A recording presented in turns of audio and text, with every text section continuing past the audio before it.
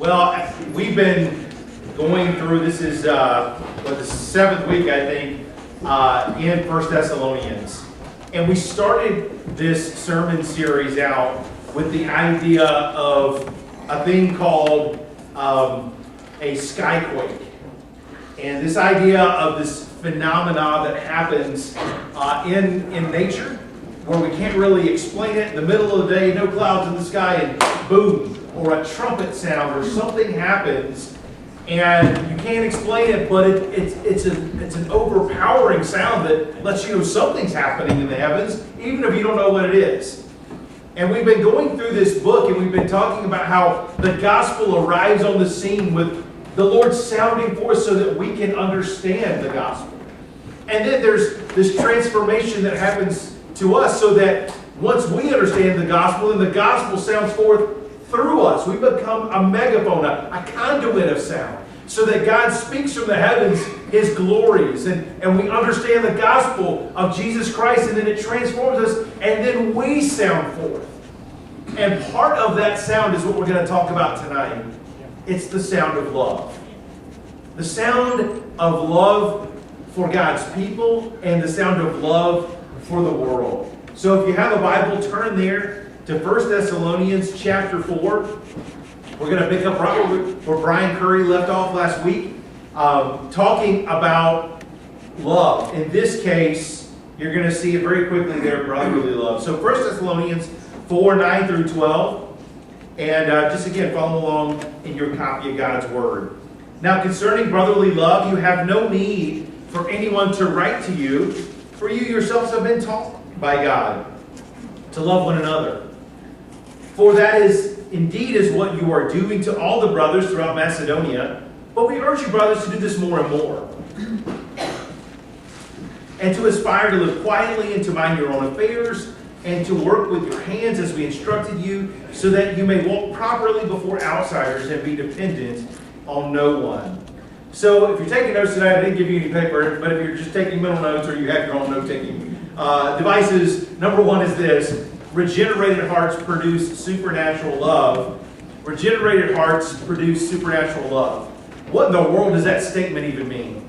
Well, I'm going to define it for you as we go along here, but just to kind of set the tone, the word regeneration is this idea of making something new again, or causing something to have life. So regenerated hearts, or the idea of regeneration, is a spiritual thing.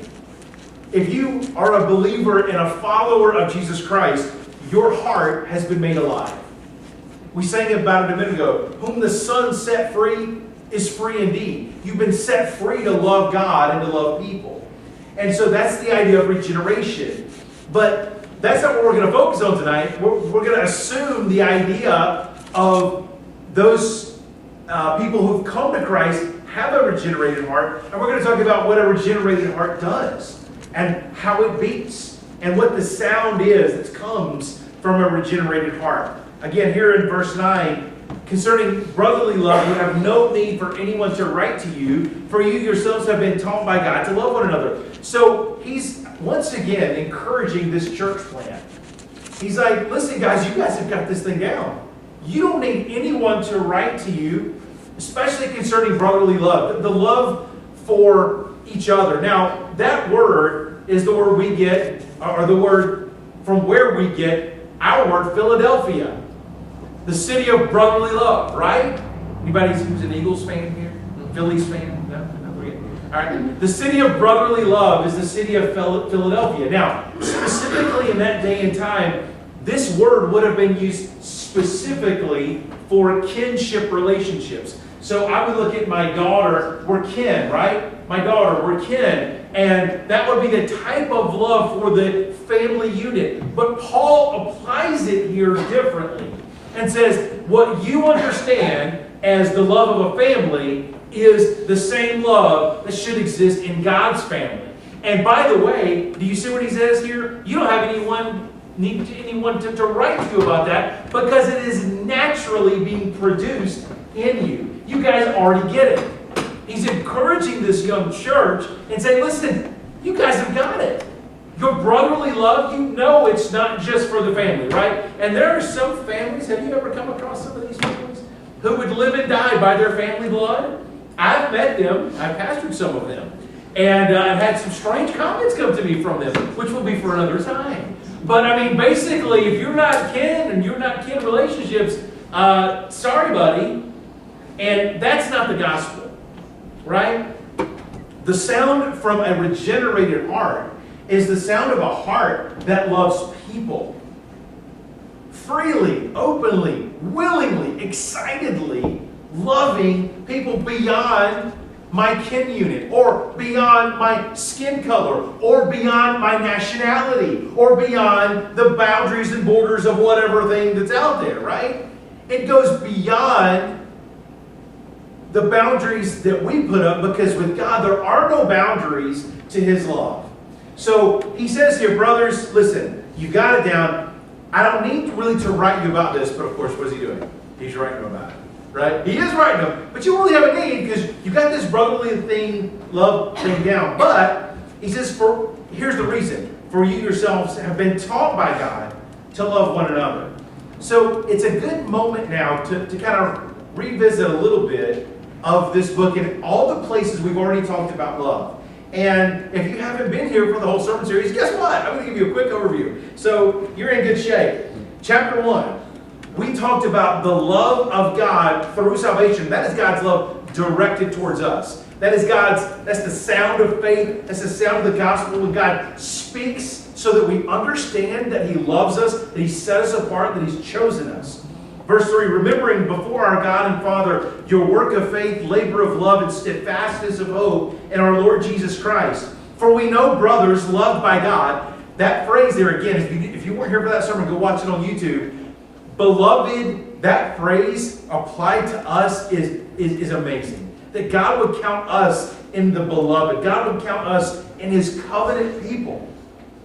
It's an amazing thought.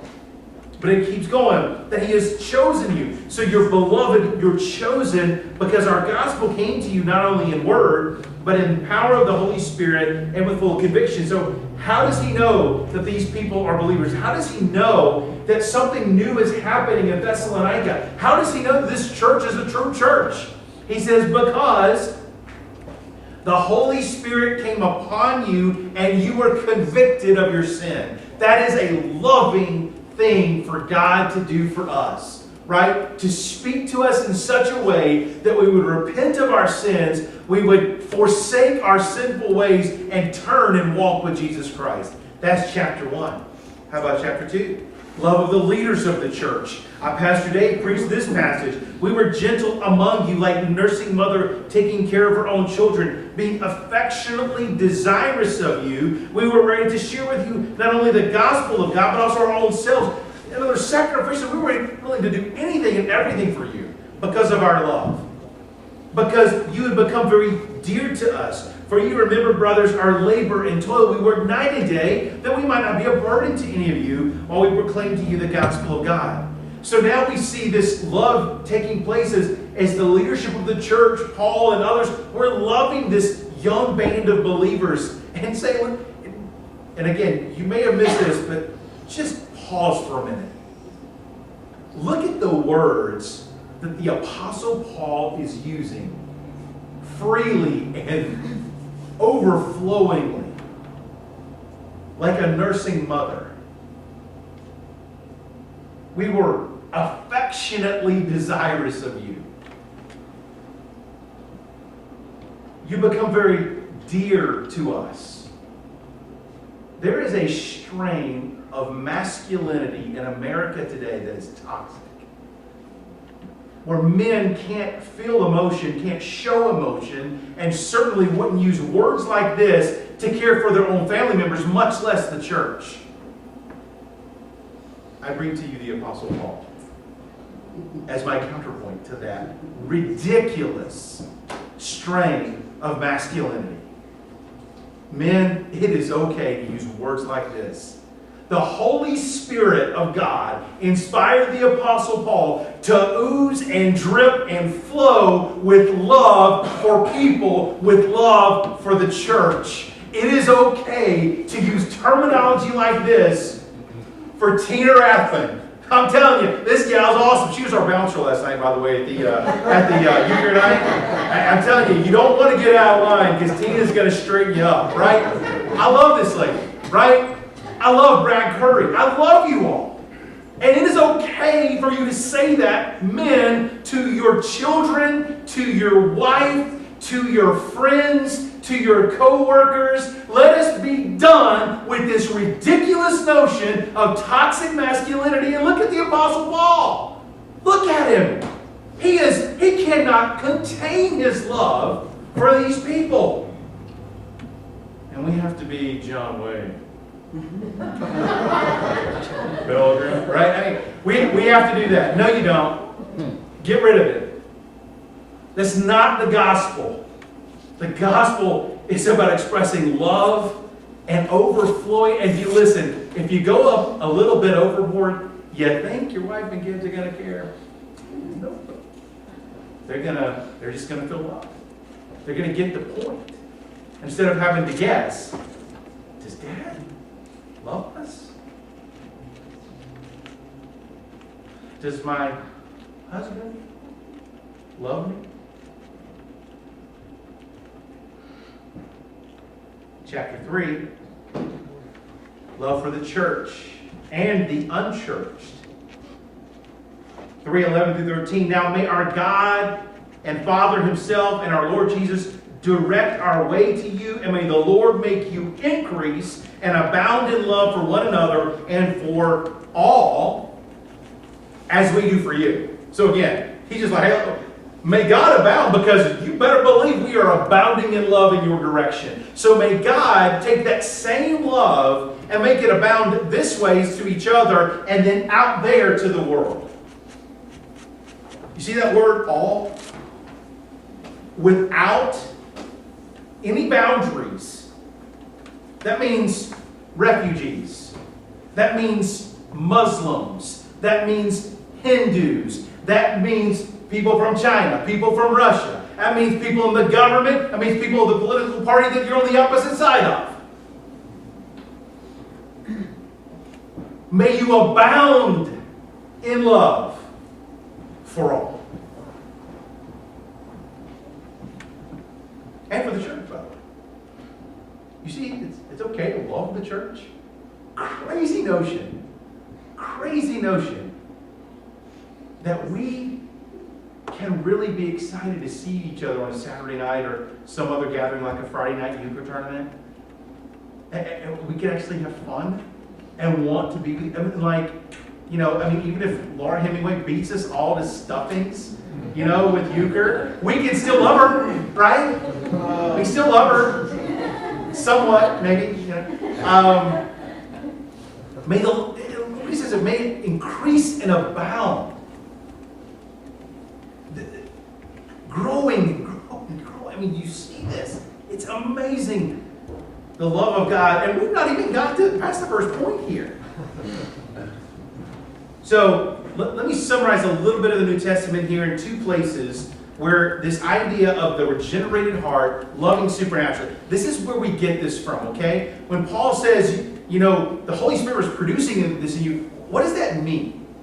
Well, loving like Jesus is a commandment and a byproduct of the Holy Spirit. It's a commandment of the Holy Spirit to love like Jesus, and it's also the result of being in the Holy Spirit, you love like Jesus. It's this wonderful circular thing you can't get out of if you're a Christian.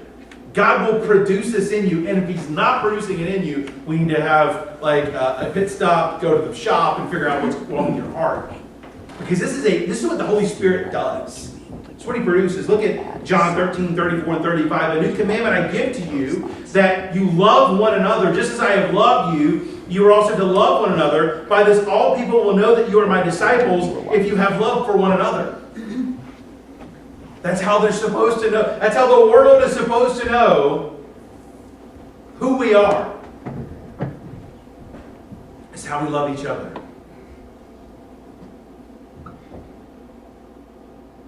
Galatians 5, 22 and 23, same Apostle Paul writing here in this part. But the fruit of the Spirit, the byproduct, the thing that the Holy Spirit produces is love. And some more.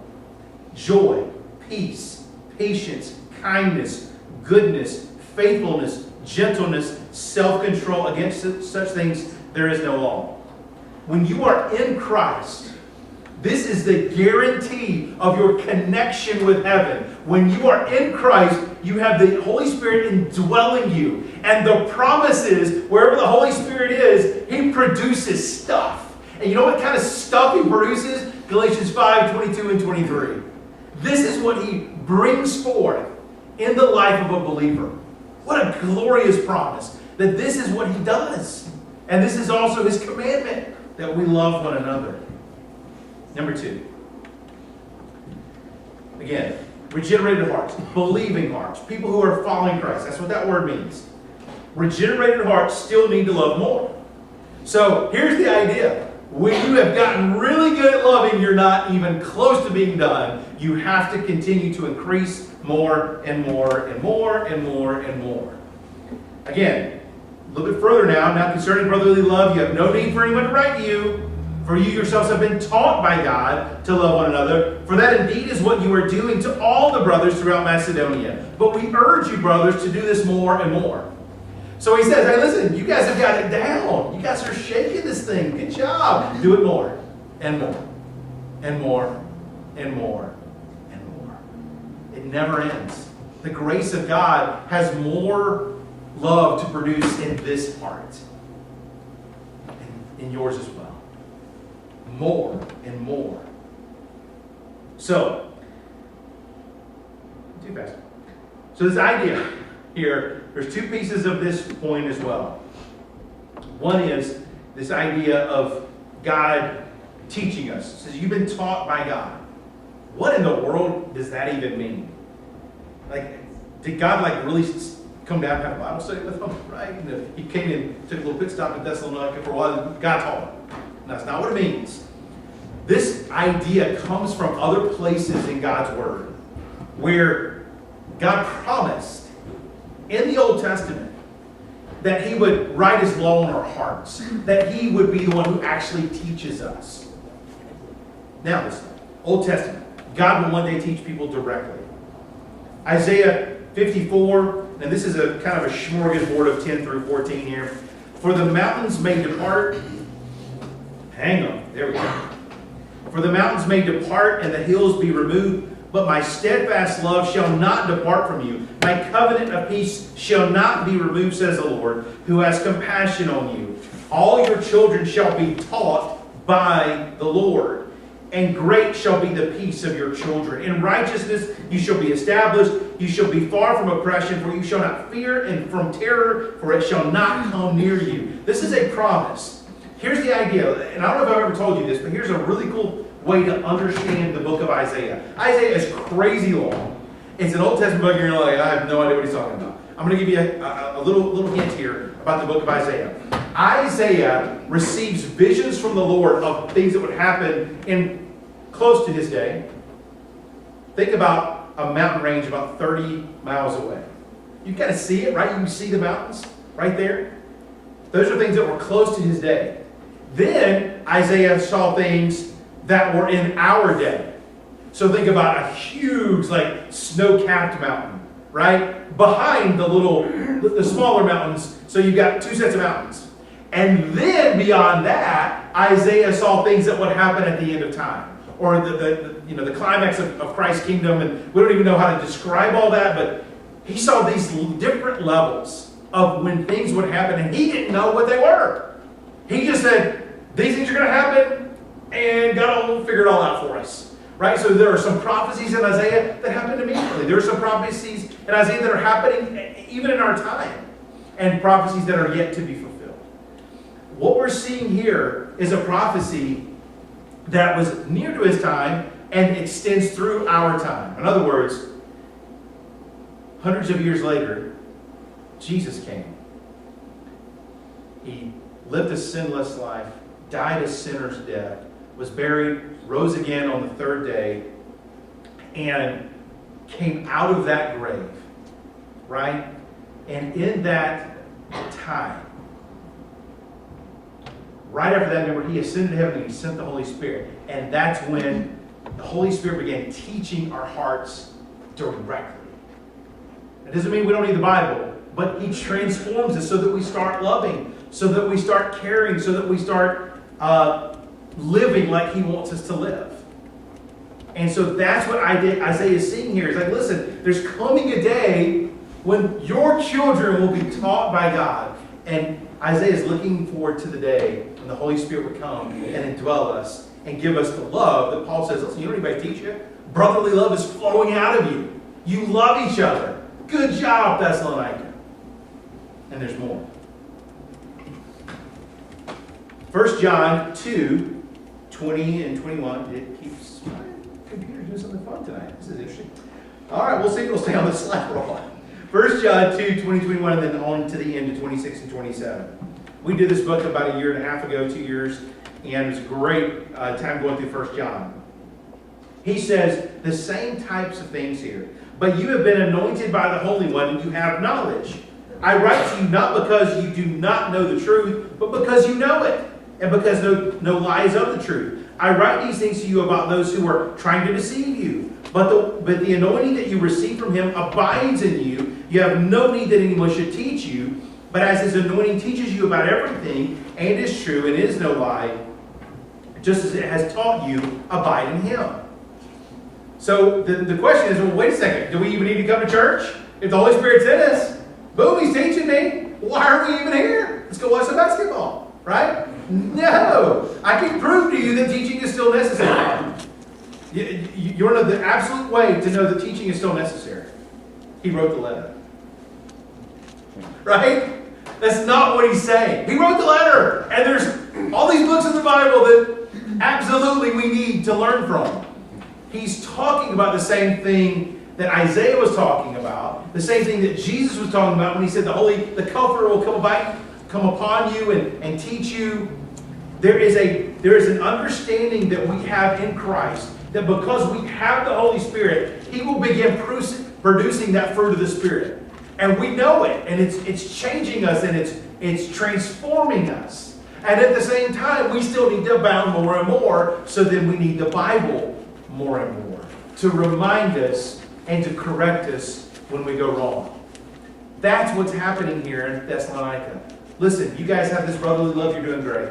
Now abound more and more. You don't really have any need for me to tell you about this brotherly love because it's being produced in you. At the same time, though, you need to keep producing it. And you don't have anybody to teach you, but I'm writing you a letter. Right? Paul and John did the same thing. You really don't have anybody to teach you, but I'm writing you a letter. Teaching you.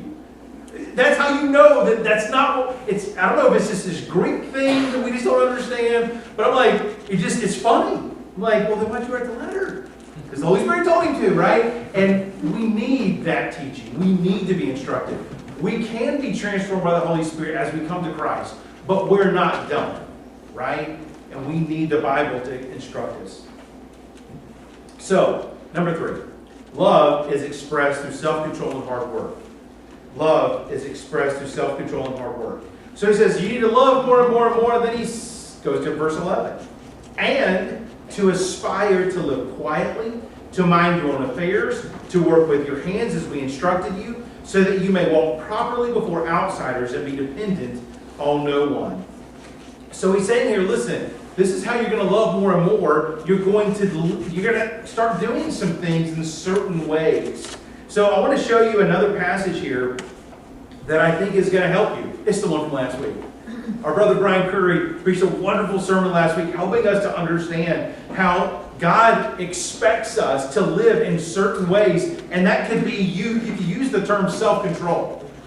You could use that word perfectly.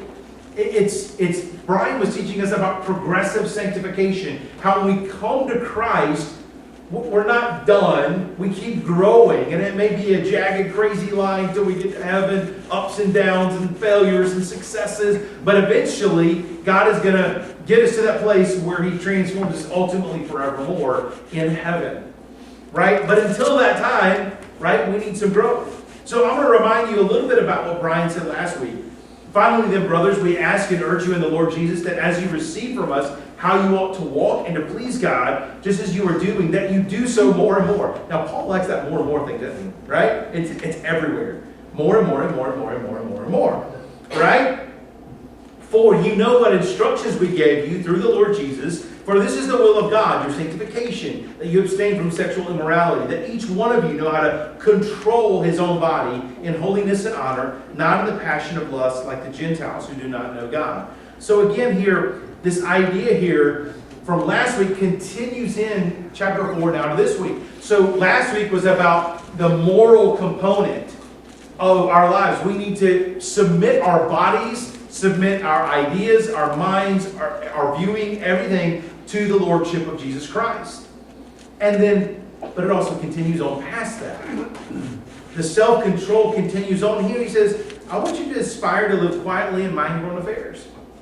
What do you think about that, y'all? Right? To live a life in such a way that you're not making waves with your junk. Right? You're not making waves living your life in other people's business. Right? Mind your own affairs. Now, that does not mean that there are not times when in a close Christian community we're going to be sharing those things. Because as Brian said last week, he said, listen, there are times when we need to come together, men and women, or maybe just the men or just the women, and share our struggles and share our heart so that we can openly and honestly deal with the sins in our lives. That's not what this is talking about. This is about like getting in there and saying, wonder how Lori's doing today. I'm just going to find some stuff on her, right? So that's not what God expects us to do, right? You're going to start maybe, I'm going to let that go, right? I mean, we don't want to start needling into people's business, right? Aspire to live in such a way that it's quiet and we mind our own affairs. So there's another part of this passage, though, another set of underlined portions, also to work with your hands. And you say, well, that's an interesting statement. It is an interesting statement. I'm going to read a quote in a minute that will help give us context. But here's the big picture. In this town, Paul had labored. He preached the gospel. One of the things he preached about, I am going to explain to you next week. We're going to start nudging into some end time stuff. And Paul preached about that. And as a result, some of them took it quite literally and quit their jobs. And there was also a strain of their culture that disdained manual labor. It was too good for them. They wanted slaves. They wanted hirelings to do the hard work. They didn't want to get their hands dirty. So what does Paul say? What does Paul say? Work with your hands. Let's hear from John Stott on this matter. It seems clear that there was a group in the Thessalonian church who needed a very different kind of instruction and exhortation. They are identified later in the book, in chapter 5, as the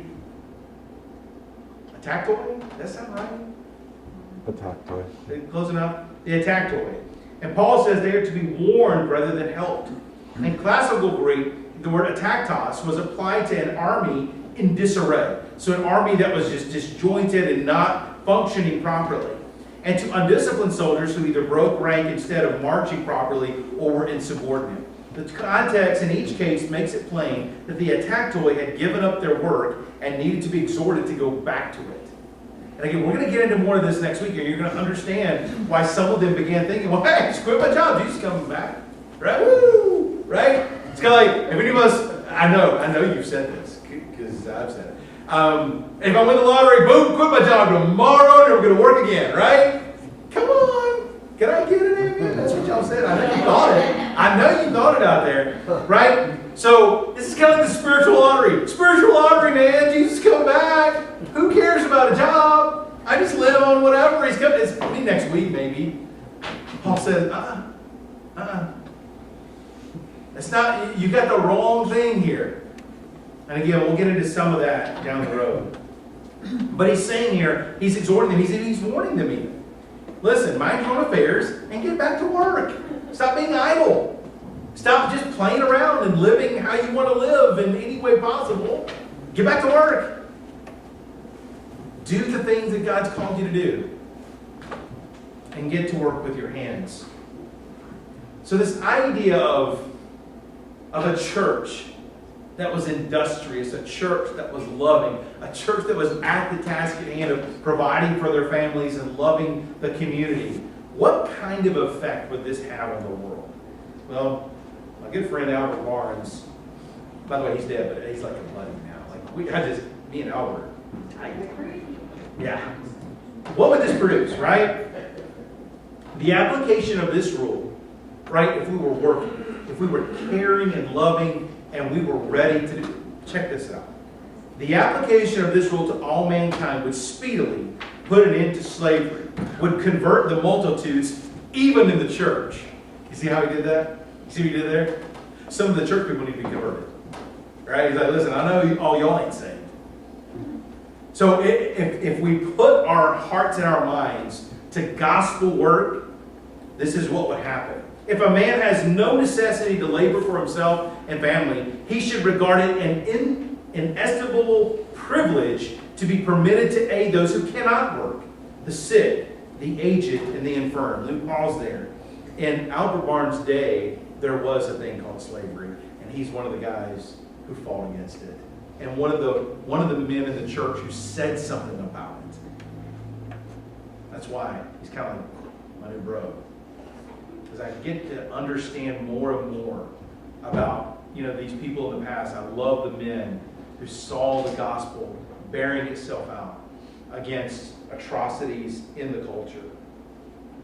He continues. If a man has no need to add to what he has for his own temporal comfort, what a privilege it is for him to toil in promoting public improvements, in founding colleges, libraries, hospitals, asylums, and sending the gospel to those who are sunk in wretchedness and want. No man understands fully the blessings which God has bestowed on him if he has hands to work and will not work.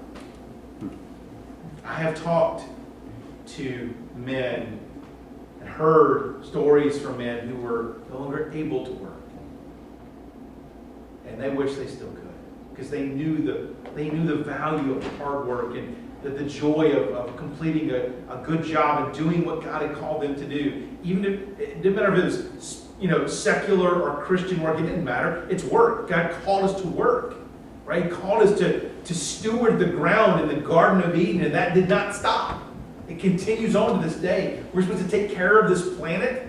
We're supposed to take care of each other, take care of our families, and work. And so work is not a curse. Work is a privilege. Frustration in work is a curse. So I get frustrated. Y'all, come on. But that frustration is a result of sin. The fall of man. But we were built, we were created to tend God's kingdom, to take care of all that He's given us.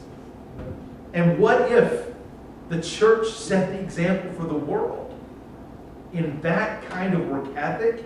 And even if we didn't need it, we said, okay, I'm going to keep working because I'm able, and I'm going to make sure that, you know what, I've got some extra money now. I'm going to send a bunch of people to Ecuador. Going to send some other people to get some care for their family. Maybe I've got some extra money and I can make it possible for people to get some counseling. Maybe I've got some extra money and make it possible for some people to be fed and pay some light bills. You see what he's saying here? That is beautiful. That is the gospel producing this in the lives of Christians. Our application is this: live and love supernaturally. Live and love supernaturally. Everything that we've been talking about tonight is a result, or Paul is setting it up in such a way so that they understand it's a result of the power of the Holy Spirit in their lives. That He will be producing this. That He would be doing this in them and through them.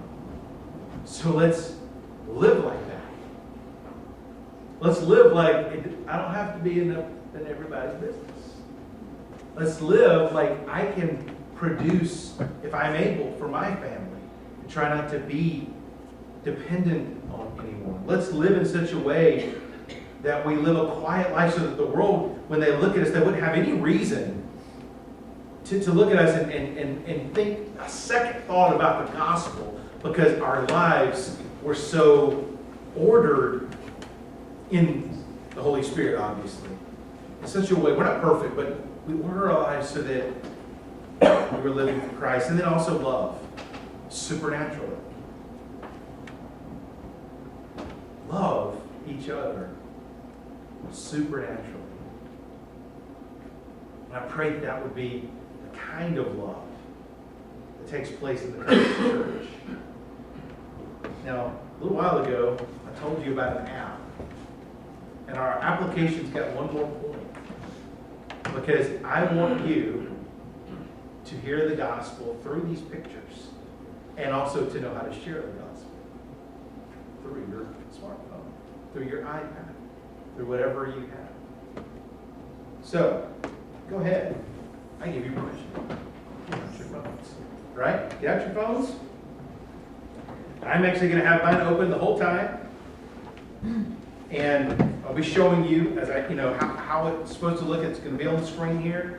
But I want you to actually have this out, okay? If you don't have it, you can do it later. This is all you need. You say, well, Pastor Brian, I've never been able to share Jesus with anybody. If you got a smartphone, you can share Jesus with somebody. This is so ridiculously easy, it's not even funny.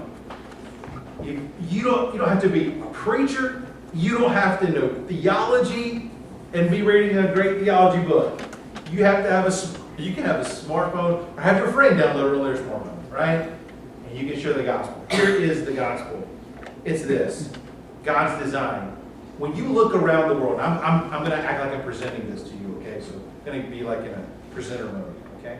When you look around the world, every one of us can see the beauty of God's design. Whether it is in holding that child or grandchild, whether it's looking out at the sky and seeing the beautiful sunset, whether it's just the joy of family and friends, or the elation that comes from an achievement. We see that God has designed this world with beauty and grace, and life can be great. However, sin has entered in. If you swipe, you can do this, right?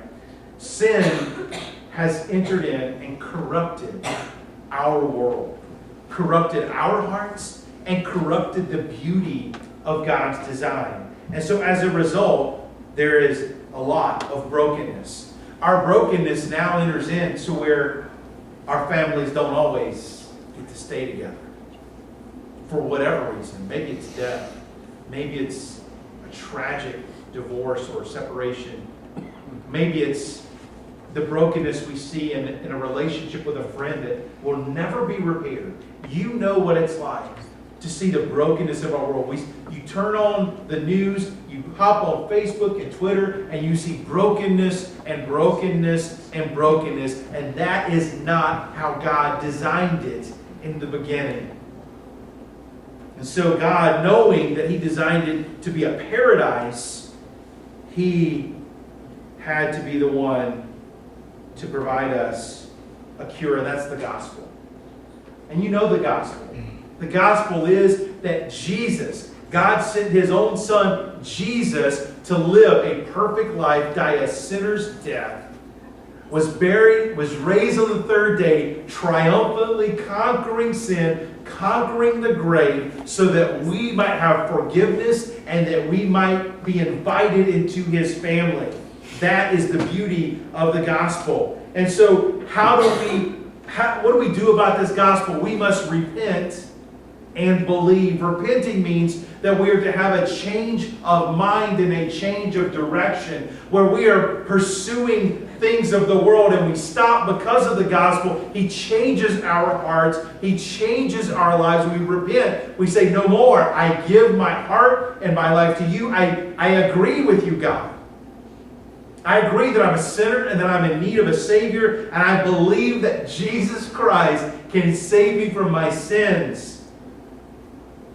And so then we repent and believe the gospel begins to help us recover and pursue God's original design for our lives and for the world. And this band of believers that you're a part of, like tonight, right? What would it be like if a church pursued the gospel, we would see that the world would change around us. Because you remember what happened in Thessalonica? Their faith was sounding forth in the whole region.